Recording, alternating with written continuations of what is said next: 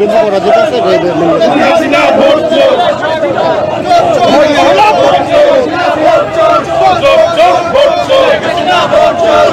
আপনাদের আজকের এই গণমিছিল বা কালো পতাকা মিছিল কি বার্তা দিচ্ছে? সুস্পষ্ট বার্তা একটা, হবিগঞ্জে যে ঘটনা ঘটেছে, বাংলাদেশে পুলিশ লীগ যেভাবে বিএনপি নেতা কর্মীদের উপরে আক্রমণ করেছে, আমরা তাদেরকে বলতে চাই আমরা আপনাদের শত্রু না, আমরা গণতান্ত্রিক আন্দোলন করছি। আপনারা জনতার কাতারে আসেন, জনতার পালস বোঝার চেষ্টা করেন। এই দেশের মানুষ এই সরকারকে আর দেখতে চায় না। দেশের বেগম খালেদা জিয়ার নেতৃত্বে আগামী দিনে সরকার প্রতিষ্ঠিত হবে, এদেশে গণতন্ত্র প্রতিষ্ঠিত হবে। এই লুট ব্যাংক, লুট সবকিছু আলেম ওলামাদের হত্যা, এই বিচার করা হবে বাংলাদেশের মাটিতে। আসলে একজন অভিনেতা নয়, তিনি একজন নাগরিক। সেই নাগরিকের দায়বদ্ধতা থেকে তিনি আসলে এই সরকারের পদত্যাগ চাইছেন এবং একই সঙ্গে আগামী জাতীয় নির্বাচনে একটি গণতান্ত্রিক এবং সুষ্ঠু এবং দেশের যে সরকার, জনগণের যে সরকার, সেটি প্রতিষ্ঠার লক্ষ্যে তিনি কিন্তু আজকে রাজপথে এসেছেন।